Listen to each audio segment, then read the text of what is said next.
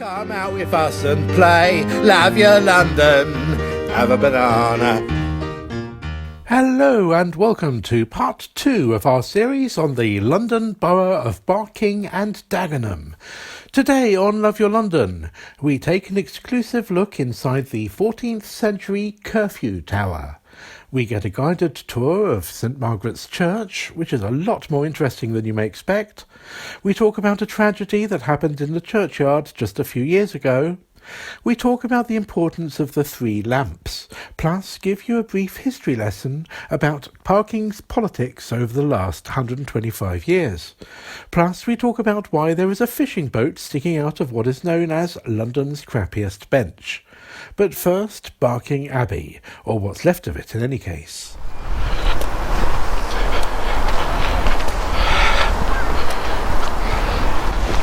Hello, so hope you enjoyed the previous episode where we spoke about Barking town centre and the town hall and all that sort of stuff. The town square, great, fantastic architecture, loads more. I mean, talk about fantastic architecture, look at this. This is Barking Abbey, or what's left of it in any case. So yes, this was founded in 666 AD, that's 666 AD, not 1666, a whole millennium before the Great Fire of London. And it was built by a saint, no less.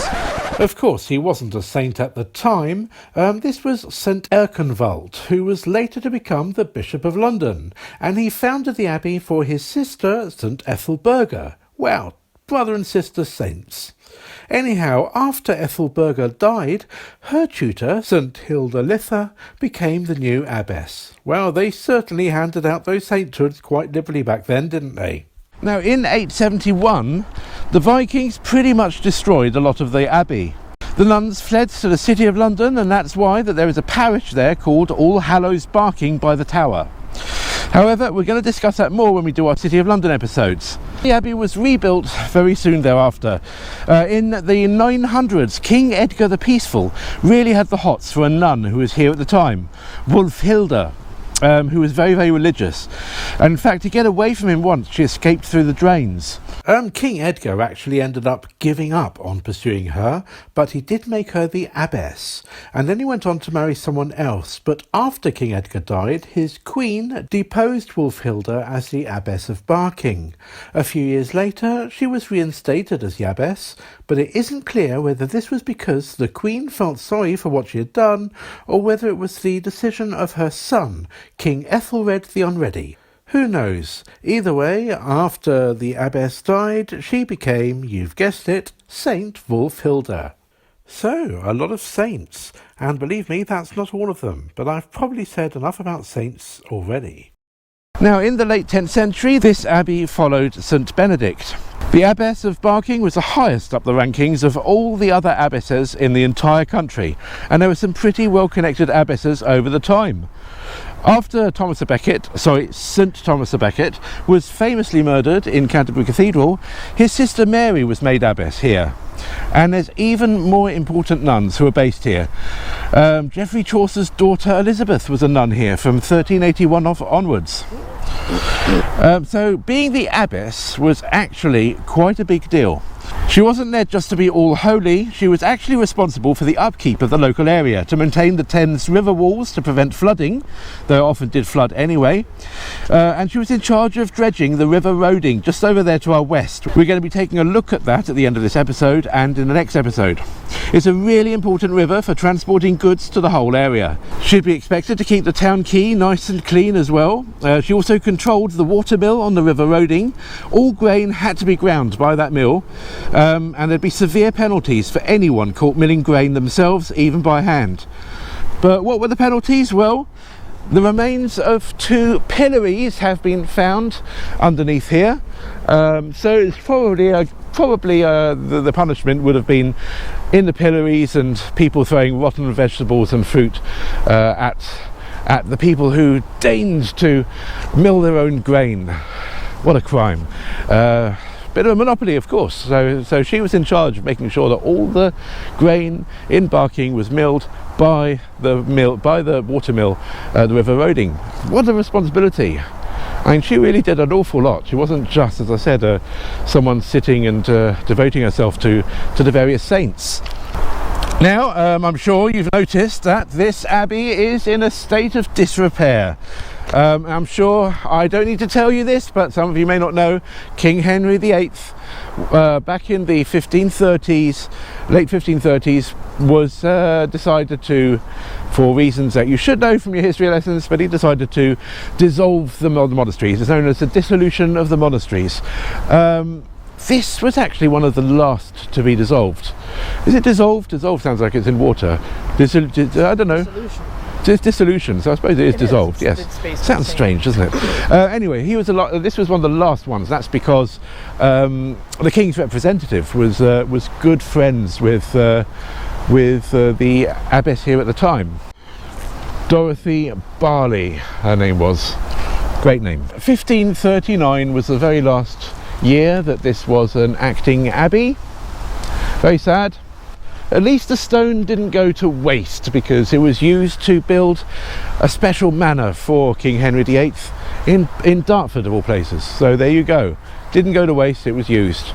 It was repurposed. He was ahead of his time for repurposing and recycling things. Yes, now whoops, did you see that? I'm really sorry. I explained in the last episode, and this is all filmed on the same day. It says Balham, it should say Barking and Dagenham. What a mistake. I did print it off, I forgot to pick it out. You're going to have to wait until episode 5 now, which is filmed on a different day, in order to actually see Barking and Dagenham. But I do apologise. Anyway, back to the BT. So this place, after the monastery was dissolved, it lay underground quite a long time. It wasn't until 1910 that it was rediscovered. Obviously they knew it was there, but it was excavated in 1910. However, it's a little bit of a cheat, because these stones, they're in the right place, but in fact these stones, and that's probably the reason why we can all walk over them without sort of like freaking out, this has actually been built on top, so it's just to show exactly where the original layout would have been. It goes down really deep. Well, yeah, I'll bet the cellar is under there. This is dressing on top, pretty much. Oh yeah, well, not just the cellars. Apparently, and this is really interesting. Apparently, there's a tunnel that leads from here down to the Lepers Hospital in Ilford, which is it's quite a way away.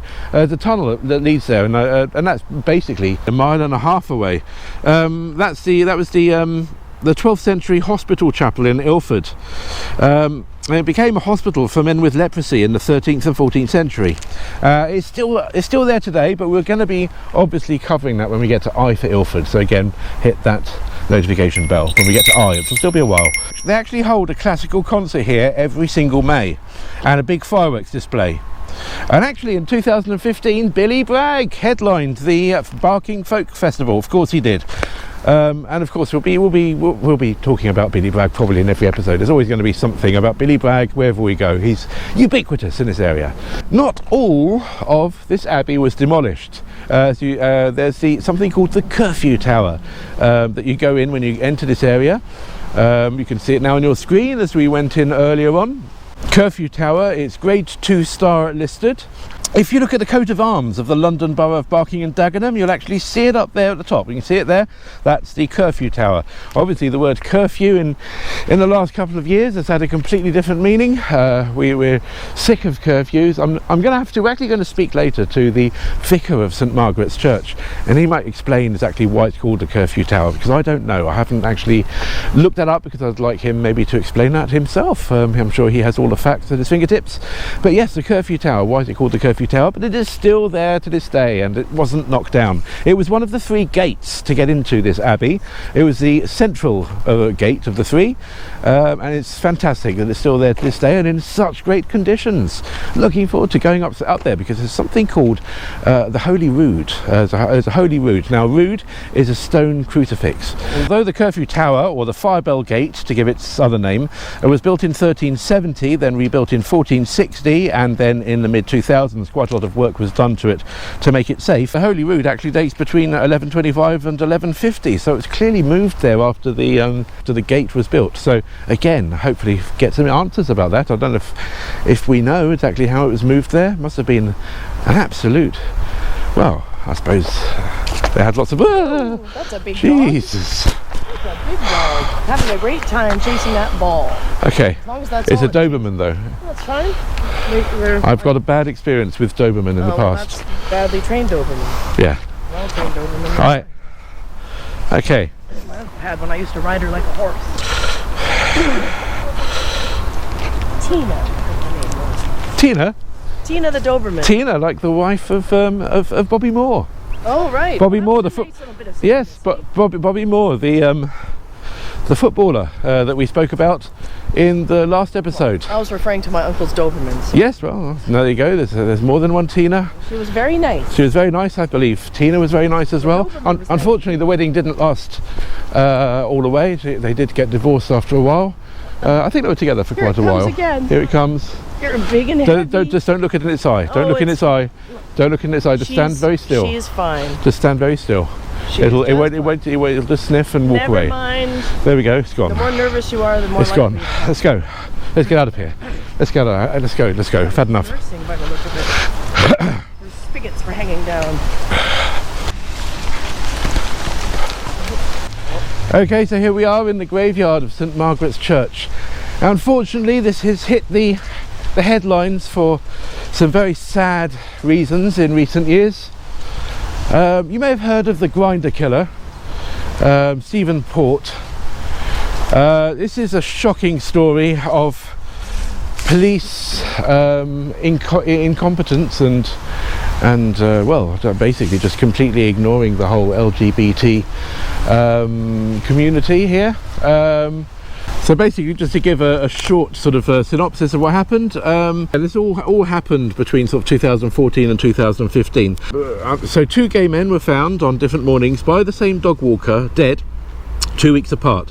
Both had presumably died of a fatal overdose of GHB, methamphetamine and other drugs. Another young man was then found dead in the park, just next to the church. So that was 3. The police simply put it down as a drug overdose and misfortune without doing any proper investigation.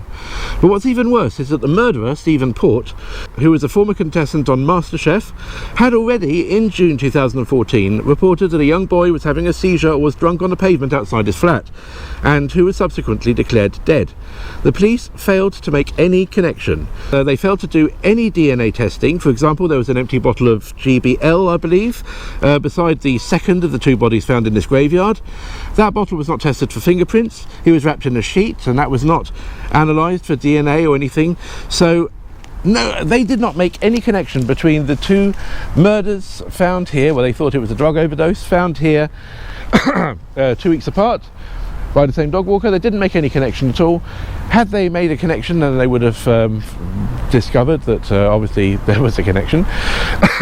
They just thought it was a drug overdose. Maybe that the second of those 2 that were found here had there was a sort of like a fake suicide note put in his pocket, written by Stephen Port, saying that he felt guilty about the death of his friend and he'd killed himself, all this sort of stuff. But they didn't really do any investigation at all. What's quite shocking is that there was CCTV showing Taylor, who was the second of the 2 graveyard victims, entering the graveyard with another man, and that other man was spotted leaving alone.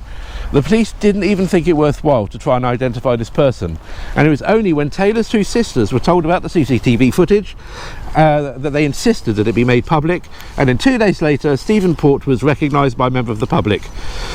And as I said, Stephen Port was already on their system because he had phoned in the first victim that was found on the pavement. Anyway, so Stephen Port was convicted and he has been given life in prison. There's 4 deaths that are connected now to him. There may in fact be more. I think the police are investigating another 58 unexplained deaths involving date rape drugs, which may or may not be connected. So that's the story of the so-called Grindr Killer Stephen Port. If you want to know more, there was a 3-part drama on the BBC called 4 Lives, and it's still available on BBC iPlayer and on BritBox. Alternatively, there is a book by Alan R. Warren called The Grindr Serial Killer, The True Story of Stephen Port. That's quite a harrowing story, isn't it? So let's lighten up the mood a bit. Oh, and first of all, look at this. Check this out. Not the Red Bull can. No. The stairs. So yes, now, okay. Now stand over there. You got the tree as well.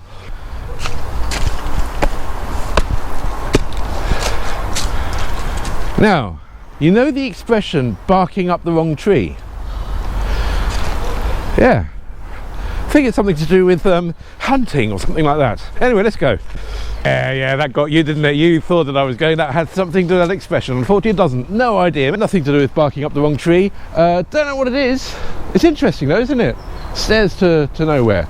We're on the stairs to nowhere. But if you are interested, the expression "barking up the wrong tree" was first published in the Knickerbocker magazine in 1836. So it must have been common parlance at the time. But as I said, I think it has a hunting connection. Nothing to do with barking, nothing to do with this tree. I just thought I'd have a bit of fun with you. Sorry about that. But hopefully it made you laugh.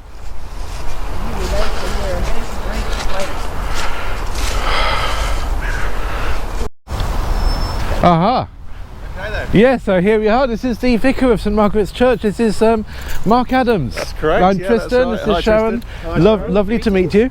Well, he's very, very kindly, because this normally is open every first, third, and not opening at the moment. To be honest. Not opening at the moment. We're not opening at the moment. We haven't really got the resources to do that. Anyway, it's great to be able to show you. Well, that's fantastic. Around. This is a real privilege. Yeah, that's great. And now, obviously, this is called the Curfew Tower. So the first question is, why is it called the Curfew Tower? Okay, so it's the Barking Abbey, which I think you've been round this morning, haven't you? So Barking Abbey was destroyed at the Dissolution of the Monasteries by good old Henry VIII. Yep. And this is the only bit of it that remains. So it was one of the main gateways into it's the only bit of it that remains apart from the parish church, St Margaret's Church, which I'm the vicar of, which kind of was part of, but not part of the abbey. So this is the only bit of the abbey that remains other than the church. And how come this managed to survive? I don't know how it managed to survive. You'd have to ask whoever it was who destroyed the monastery about that. I think there was another gate that survived as well, the North Gate, but I know that was knocked down to build the northern relief, though you are going to quote me on that because I'm on film. But anyway, no doubt somebody might come up and say, no, it wasn't. So anyway, this survived, and it's called the Curfew Tower because at curfew they would, I don't know, ring a bell or say that was why it was called the Curfew Tower. So that was the sort of time to kind of, at dusk or whatever, then that was the time to kind of put everything on. I think that's right. I should know, shouldn't I? But anyway, never mind. It's something to do with that. It's something to do with curfew, and it's also called, I think it was also called the Fire Tower. Yes. Because they would also, if there was a fire, this is where they would, I don't know, ring the bell from or something. Yeah. So we can go up. What's interesting about it's got a very ancient rood screen that I can point out to you that maybe you've heard of before. Yes, the Holy Rood. The Holy Rood, yeah. So that's probably the most significant bit of the tower. So there's a sort of chapel that you can see, and then we can go to the top as well if you want. You get quite a nice little view of. So let's see if the key works, shall we? Okay, yeah. Thank you. Size door. Nice. So obviously mind the cobwebs in your head and everything. It's one of the reasons why we don't really open it at the moment. Anyway, come in. Yeah. Come in. Here we go. Do you want to just push the door to behind? So nobody follows us up. And yes, I'm getting the cobweb in my hair. Okay, here we go. Here's the chapel. So.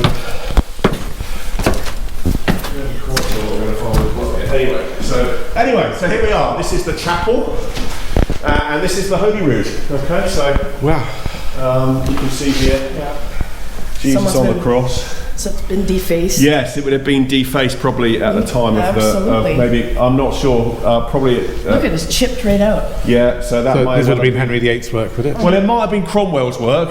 Okay. All right. So again, I'm not I should know, but I don't. there'll be people who can probably tell you that, but really certainly, yes, it would have been defaced. And if you're a Christian, you wouldn't do that. I don't think you'd do Well, it would have been at the time of the Puritans and the Cromwell and the faces and decorations. That's a good but it's a lovely little space, I have to say. It is beautiful. Yes, so now the chapel was built supposedly around 1370. Okay. But yet the Holy Rood dates from between 1125 and 1150. So, do you have any idea how on earth they got it up here? Because obviously that predates the chapel. Well, absolutely, yeah, and maybe it was in another part of the abbey, and obviously you can speculate as much as me, but obviously I don't know, maybe it was in another part of the abbey and they decided to put it in here for whatever reason. And well, I mean, I think one of the extraordinary things about ancient buildings, isn't it, is how did they build any of them? We kind of have an idea of we get so used to seeing cranes and all sorts of things, how did they build any of them? How did they do any of it really? Is this chapel still used or has been used recently for religious? It is still used, yeah. It has been used in the relatively recent past. Obviously, there's some access issues for it, and it would be lovely to see it used a bit more again because it is a really historic space. But at the moment, we're not using it. But we would be great to see it used in some way. Yes, it is a lovely space. It still smells a bit of incense. There you go. You probably can smell a bit. Yeah. Who knows? Would you like to go up to the top? I'd love to. Cool. No public access above here, but we can go. That's fine. Thank you. More cobwebs.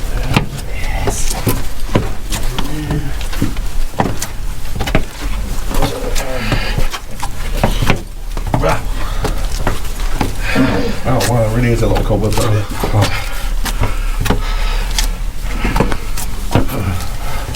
I do really like the view from up here actually. Yeah. Really nice. You get this I'm a little bit arachnophobic, so hopefully they're uninhabited, the cobwebs. Okay. Brought you to the right place. I can't actually see them, so okay. I've got most of them. There's a few. They're the skinny ones. Oh no, I don't want to know that they're there. I just don't want to know. Skinny, fat ones, I don't care. Right, so you get a nice view of Barking from up here. Oh my goodness, that's amazing. You actually get an even better view from up there.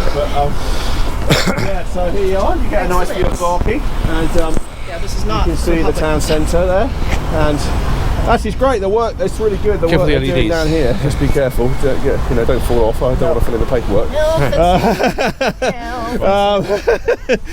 No, seriously. Obviously, they're doing this. The council are doing this work, which is great, and they want to really make more of this tower, which is brilliant. So make it more of a sort of visual thing, and I think reconnect it a bit more with the town centre, which is great, which we're really happy about as well. So that'll be lovely when it's done. And as you say, you get a really nice view of the church. I love this view of the church really from here. Now, what a time of year! We've got some great colours. You've got some really nice colours, Yeah. And the sun's gone in. And then actually, you do get some. If you come up in the winter, of course, you can see more of the abbey ground. But sure. So the church was spared because it sort of distanced itself from the abbey. Well, the church was the parish church.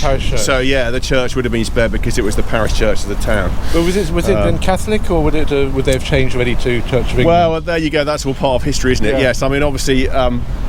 I've been reading one of Hilary Mantel's novels actually, all about that at the moment on my holiday. So it's interesting, of course. The whole, yes. I mean, before Henry VIII, we gave allegiance to the Pope, and after Henry VIII, we didn't.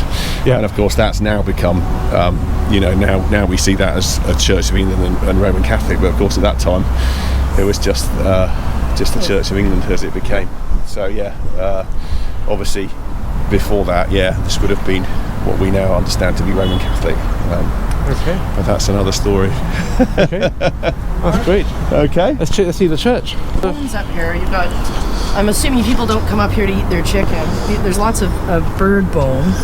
So who knows? Predators, birds, the animals. Maybe. They pick the food scraps up, probably come up here and drop the bones. There's a lot of bones. A very good question. Crows, probably crows. Okay, I don't know the story of the bones. The bones on the roof.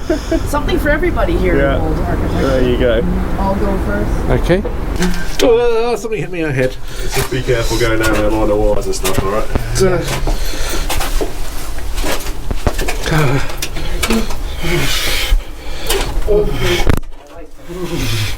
You okay? Yeah, just a little bit. I've got arachnophobia, so a little bit.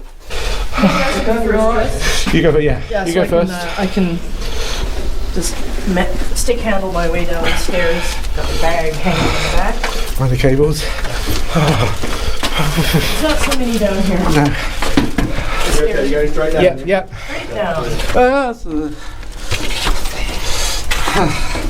I would say we can go up the church now, but maybe not. There are more cobwebs up there, are there? It does gets used a bit more. Okay. But it's a bit longer. Can you check my hair for Your cobwebs? hair always looks like it has cobwebs. Can I you can't just tell check? whether it just now looks like you have slightly more You up. can't see it anymore, but if you go on our website, this is quite funny here. This is, I'll find it for you. Hold on, let me just see if I can find it. You can barely read it now, but this is quite a funny inscription on here. What does it say? Let me see. Here lies the body of Thomas More, 17th century English. who... Let me see if I can find it. So, as you walk towards the monument, you will notice a stone fixed to the outside wall of the chancel. It is popular with those seeking quaint epitaphs. It is in memory of Thomas More, a churchwarden who passed away in 1670. Stay here a while, and his sad fate deplore. Here lies the body of one Thomas More. His name was More, but now it may be said, he is no more because he is dead. And in this place he doth lie sepulchred. So there you are. You can just about read. Yeah. Can't you? So it's quite fun. Great, it's very amusing. Yeah, there you go. Very strong.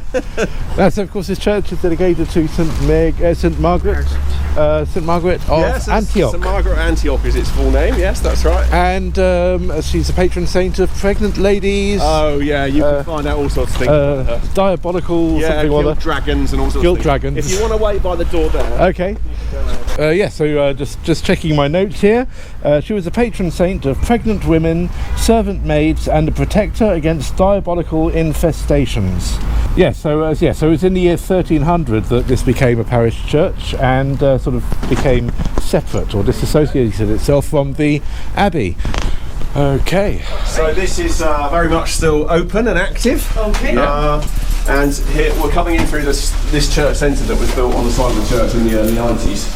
And this is where we have our church cafe, and we're open here 3 days a week. On Tuesdays, Wednesdays and Thursdays for lunch between 11 and 2. So if anyone wants to come and have a lunch here or a cup of coffee, then they're very welcome. Yep.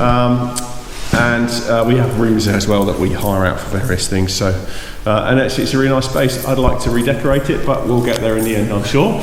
And you actually see you get a really nice view of the tower from in here as well. So they've done a really good job. So coming into the main part of the church. This church is very popular with Orthodox followers, is that right? There's a pilgrimage that comes here. They do come, yeah. In fact, they were supposed to be coming today, and you would have seen them, but they didn't make it. They couldn't make it. They'll be coming again next year. They come once a year. Yeah, They come once a year. Once a year. Oh, what a shame. We missed them. They were due to come today, but then they couldn't make it. So very ancient church. You can read up all the history of it on our website. A few things that are quite notable. Obviously, lots of memorials around. It's the Civic Church of Barking. We've got the Barking coat of arms there at the back. Yes. This is, and of course the Curfew Tower is on the Barking coat of arms. Yeah, there you go. Absolutely. And yeah, that's right. This is the. Now you can read up about this, but this has some significance as well. Beautiful font cover. Still very much in use. We still baptise babies and in fact adults there as well. Very nice wooden roof. Yeah, and the roof is quite interesting. So if you look over here, well, a couple of things to say about this roof. If you see into the chancel, you can see that there's a kind of false roof with that did used to go the whole length of the church, and then was taken down again. I can't quite remember when, but was taken down again. And you can still see somewhere some of the things that would have held it up. But so that would have come along at one point when that was put in. It came across the whole length of the nave as well as the chancel, but that has now also been taken down. This is quite an interesting roof. So if you look here, this is reputed to be. This, if you look a bit, it's supposed to be like an upturned boat, because as you'll probably know, Barking has the history of the fishing fleet, and really important in terms of, a port for London. And so this is the story here. This is like an upturned boat. Yes, the largest fishing fleet in the whole country. Country. Absolutely. And in fact, we have the family who owns the short fleet, as it's called, their window here. There we go. This is the Hewitt family window. Right. Blue fleet here. Creekmore Hewitts. Now, Okay. the Hewitts, they were boat people, is that right? They were, but they're still around. In fact, they own now, because they own the Fresh Wharf development just over by the river. And in fact, we had their family AGM for their company here a few months ago, probably in May. They came. Yes, that's right. The short, they're still around. The short blue fleet. We'll be talking about that in the next episode. Okay, well that's a memorial window. There's a place called the Short Blue Place, a nice pedestrian street in the town centre. Just show you that on camera now. That's the Short Blue Place. Yeah, well, you'll actually see there on the wall. You'll see a nice little thing about the history of the Barking Fleet, and opposite there is a mural which is fantastic. So you can see a little bit. But anyway, we'll go back to back to the church. There we go. And then this is quite an interesting little story. This is Captain John Bennett's memorial, and his tomb is outside, and. It's quite very grand, isn't it? Very grand memorial. And there's a few interesting questions about how did he make enough money to be able to leave enough for both this very grand memorial and to his tomb. So you can speculate on that. I think people have done through history about how he managed to find the money as to fund that. Who's lost in the midst of time. And yes, there we go. And there's more memorials here to the Hewitts. The other interesting, of course, the other very notable thing about St Margaret's is this where Captain Cook got married. Of course, yes. All right, and here he is. His Captain James Cook is his wife Elizabeth, who was married in Barking, and there we go. Some kind of excerpt there from the registers. Yes, and actually, if you'll remember, when we visited, when we did our Aldgate episodes, we went to a place on the Mile End Road where Captain Cook once used to live. In fact, I used to live right next to it. This is a lovely little, lovely painting that was done for the church here as well. So this is obviously here's Jesus and the sort of picture of him by the Sea of Galilee, and different people kind of watching on. Obviously, that's really significant for us because it represents the fact that we have a very multicultural congregation. Where's Jesus? So this is Jesus in the middle here. Oh, right. So that's why not? Yeah, there absolutely. you go. So as you know, who knows? We tend to picture Jesus as a white man with long hair and blue eyes, but he wouldn't have been. He wouldn't have been. No, of course not. He does normally put it with a beard, though. That's right. Yeah. So, but it's a lovely picture, and obviously represents the fact that we have a very multicultural congregation here, which is great. And then there's these lovely statues as well of different people, including is it Elizabeth Fry, the Quaker? Elizabeth Fry, yes. Yeah, so in fact, at the beginning of the next episode, we're going to be looking at Elizabeth Fry's grave. Yeah, okay. Have you been down to the Quaker? We will be in the next episode. Yeah, okay. Well, obviously she's up. Yeah, there you go. That's her there. Yeah, okay. And there's one of Captain Cook, I believe, and his wife. Oh, there might be. Yeah, is that him? Maybe that's him. Yeah, there you go. This incised stone slab was unearthed in the Nun Cemetery in 1912, and is Martin is the first vicar of Barking. So this is my predecessor. Yeah. All right. That's a golden oldie. There you go. In 1315. Martinus. There you go. Like the brass rubbings. There you go. So and obviously it was moved. I love it. Yeah, it's great, isn't it? So always quite fun to come and see that, and I always think, well, people would take rubbings of those. Yeah, there you go. Stop doing that. You're wrecking them. Well, that is the thing. Yeah. They're lovely. So good. It's up off the floor. And then what you can also notice, you can come around here. This is where I obviously stand on Sunday morning. What you'll notice is you come down here and you can see that it's off centre. It goes on it's off centre. Look, can you see? Oh yes. All right. So as you stand here, you can see that the and according to the Dean of Chelmsford Cathedral, all right, this may be, although he did say it wasn't certain, but this may be a sort of representation of Christ's head lolling on the cross.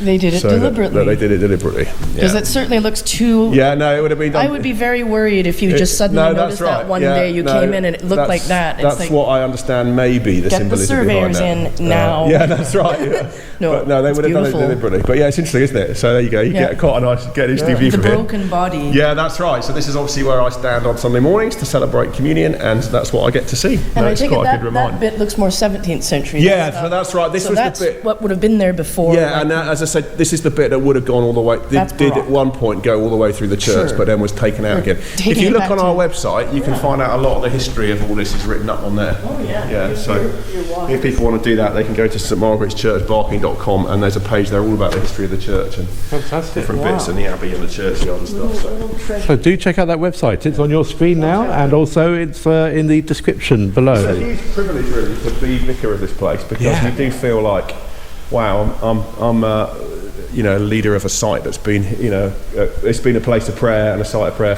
since the abbey was founded in 666 AD. So it's actually one of the most significant places in Christian history in the country. Really, Barking Abbey was very, very significant. That's going back pretty close. And of course, the history that William the Conqueror came here and all sorts of stuff after.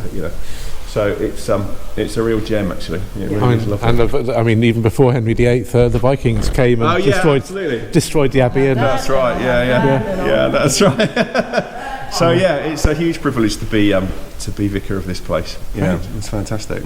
Thank you. Now, as you could perhaps appreciate from the bird's eye view that we got from the top of the Curfew Tower earlier, the front of the tower is currently being fixed up. Which means that in the next segment, in which I was going to sit on that seat over there, couldn't happen as it was fenced off from the public. So I'd better explain what it is. That seat is made from 2 of the original stones from London Bridge. No, not that one, but the one that lasted from 1831 to 1968, when it was dismantled and then reassembled in Arizona. These bricks, as well as some others around here, are from the original structure that wasn't shipped off across the pond. When I say brick, of course, they're pure granite, but I'm sure you'll get our gist. But what are they? What are they doing here? Well, they're a sculpture by the Dutch artist Joost Van Santen. OK, you may say all he's done is stick 2 blocks together, hewn out of granite by stonesmiths almost 200 years ago. Is that really art? To be fair, it's not the greatest piece of art that Van Santen has produced for Barking. And no, I'm not being rude. This is the Lighted Lady. It's 20 metres tall, on a roundabout, and it's the first thing you see in Barking when you enter from the A406. It's very clever, and as you can see from this sped-up footage, the silhouette changes as you drive or walk around it. And at night time it lights up with LEDs, and there's this wonderful blue acrylic disc at the top. It was unveiled in 2006, and I do think it's money well spent. Now, you will no doubt have realised that this is a voiceover. I'm afraid there's going to be quite a bit of that in these next scenes, as I had not plugged in the external mic properly and had ended up with no audio. Unfortunately, this means that a lot of what I say will not match my lips if you see me on screen, so I'd better stick this warning up for the rest of this scene. Now, we are at the 3 Lamps. It used to be on the actual Broadway, which is the main road we were on a moment ago, but it is now in the park itself, in order to preserve it. In the late 1800s, it was where local gas workers would come to protest about their appalling working conditions and then went on to form trades union. So it became a place of protest. People would say, "Let's meet under the 3 Lamps," and everyone would know where that was. There was also some sort of strike by the female jute workers in 1899, and they also carried out their protest here. Now you'll see these panels around the base of the lamp. These were designed by the artist Tamara Froud, but she got inspiration from the pupils of St Margaret's Primary School, which is just at the other side of the Curfew Tower. These panels show various protests and causes that the people of Barking have felt very strongly about over the centuries. Let's take a good look at them. Now, I hate to bring politics into a family channel, but in the case of Barking, it has to be done, because we can't really talk about Barking and politics without addressing the elephant in the room, the ugly head of fascism. But I will try and keep things as brief as possible. However, if you hate politics, then you will notice that our episodes are now divided up into chapters, so you can just nudge this bit along. OK, so where were we? Now, don't get me wrong, the Labour Party has held on to the UK parliamentary constituency of Barking every single year since the constituency was formed in 1945. Margaret Hodge has been the Labour MP here since 1994, though she won't be standing at the next election. But it is here in Barking where first the National Front and then the British National Party have come the closest. In 1974 there was the first wake-up call where the National Front candidate got 4.9% of the vote, just a handful of votes away from keeping their deposit. In 2001 the BNP did just that, with Mark Tolman getting 6.4% of the vote. But then, in 2005, they came third. Richard Barnbrook got a whopping 16.9% of the turnout, just 27 votes behind second-place Conservative Party. Had UKIP not also been standing for the first time, getting 803 votes, you can be quite sure that the BNP would have come second in Barking that year. So, why is this, you may ask? This was largely due to voter apathy. At the 2005 election, many Labour voters were sick of what had happened in Iraq and simply did not turn up. Let's not forget that the Labour representative, the aforementioned Margaret Hodge, was a staunch Blairite and was publicly very much in favour of the war in Iraq. So what happened? Just 28,906 people out of 57,658 registered electors, so almost exactly half, ended up casting their votes. It was pretty poor for a general election, and hence the BNP almost came second. The following year, the 2006 local council elections, was the real wake-up call. The BNP came second overall, but actually got 12 councillors out of 51, coming first, and even first and second, in a number of wards. Now, if you see this image on your screen, those are the ones that are in dark blue on this map of the borough. This, of course, caused a lot of people who didn't vote for the BNP to feel extremely embarrassed. Yes, democracy had been upheld. The BNP had every right to stand at that election, and the people had every right to vote for them. But good, honest, non-fascist Barking residents were horrified to think that the black and Asian people they met in the vibrant multicultural market, or in the church even, would think that they voted for the BNP. And of course, a lot of the local BAME population felt very unsure about their neighbours. It was a horrible time to be living in Barking, to be honest. I think anyone, apart from obviously the fascists, would agree. In the 2009 European elections, Nick Griffin, a white supremacist and Holocaust denier, and in fact the party leader, had gone on to win a seat representing the northwest region of the country. In the interests of both free speech as well as their mandate to be as unbiased as possible, the BBC went on to invite him onto the panel of Question Time that October, which was watched by 8.2 million people, over 3 times the usual audience.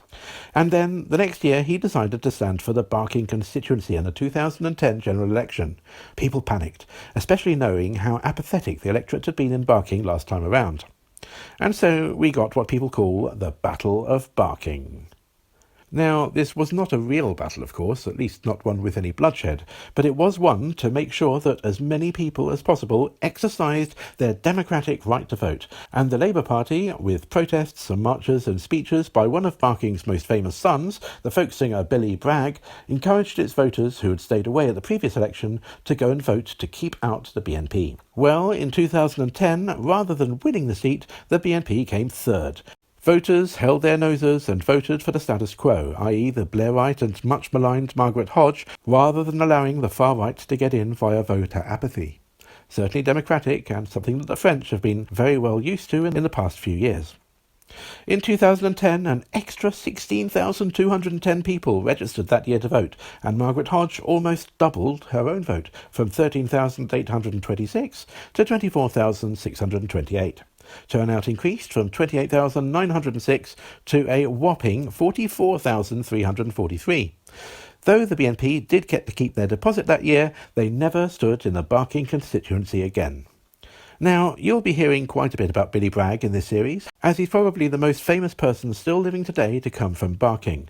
Well, okay, there's still a fair few famous former footballers that are still around, such as John Terry or Sir Trevor Brooking. So, okay, Billy Bragg is the most famous musician still living today.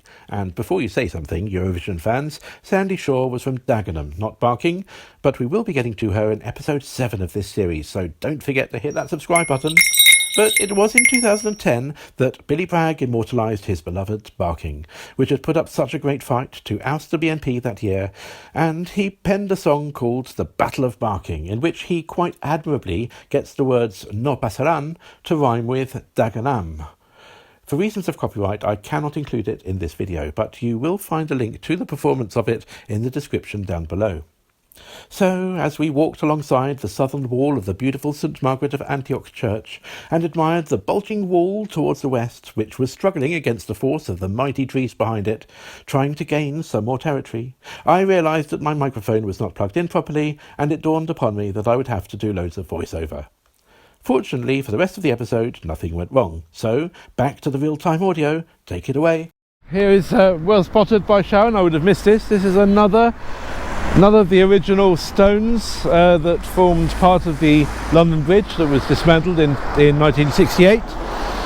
I tell you what, I don't want to sit on there, but I do really fancy a sit down. Let's try and find a seat, somewhere nice to sit down. Hang on. Go on the right, not turn to the left. Let's go and... This is quite a dangerous road to let's sit down. Let's find... Whoa! Okay, so let's find a nice place to sit down. Let's see. Let's sit down here, shall we? Wow, here we go. Now, what's happened to the bench? What's happened to the bench? Here we are.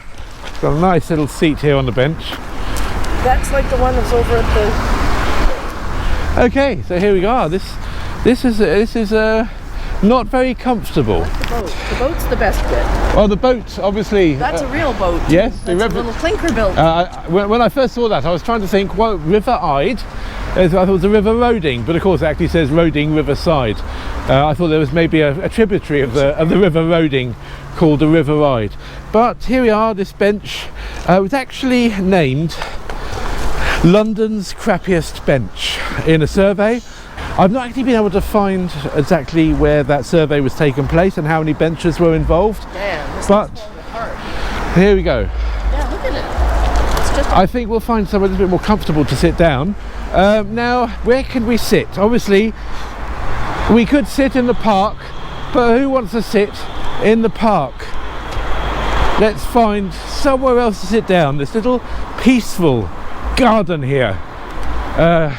You have to cross the park, that rather dangerous road, to get here, but it's worth it in the end. Here we are. This is a garden of stones. A garden of stones. As you can see, they've got some cool little panels all around the edge. This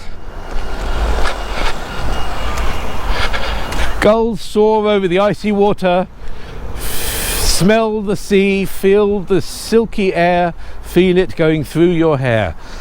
Fantastic. There you go.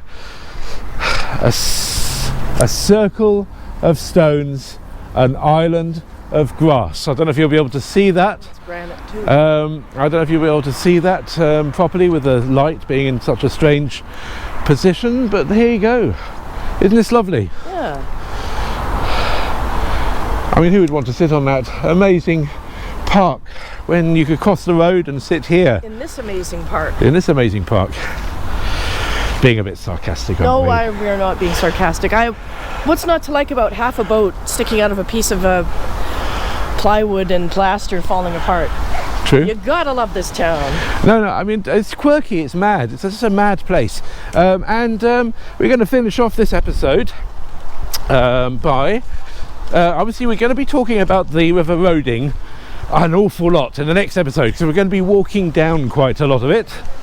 But we're going to finish this episode just having a look here at the quay, because as you'll remember, earlier I said that it was up to the abbess of the abbey to maintain this quay, to make sure that it was clear from mud, to dredge it regularly. Presumably not just her doing it. I expect she had a load of other nuns working on it. So here you go. This is the Barking Quay. It probably could do with a bit of a clean already right now. Look at it, it's certainly very tidal, isn't it? There's of course the tidal river. You've got a little tidal thing over there to stop the tide going into the town.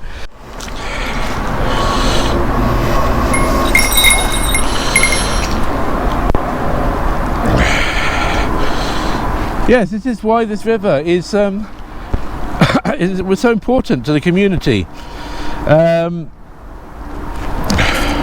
That's been in there. Yes, it probably has been in there. There, Sharon filming. There you go. Maybe the abbess, the ghost of the abbess, is at work cleaning. Actually, that could be quite useful. Well, Do you want to take it? No thanks. I think the other wheel just won't stay on. That's why it ended up in the Yeah. But drink here. But anyway, as you can see, the river was so important to the people of Barking, and in fact the fleet here was the biggest in the whole of England, the biggest fishing fleet in the whole of England at the time. I'm going to be telling you all about that. I'm going to be telling you all about smacks and all sorts of interesting things. Smacks as in a fishing boat, not smacks as in the physical punishment that should never ever be done. So here we go. So, see you in the next episode. Till next time, bye! Yay, we said it at the same time this way. Hey, we're getting better.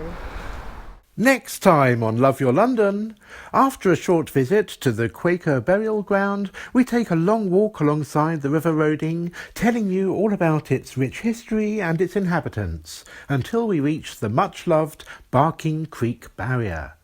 We talk about two tragic events that happened here, the SS Princess Alice disaster and the flooding of the now-gone village of Creekmouth.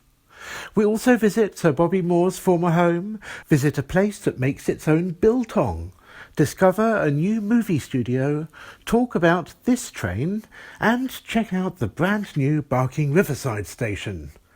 Looks like another long one. Till next time. From Acton Town to Wimbledon, from Brixton to beyond, love your London, have a banana.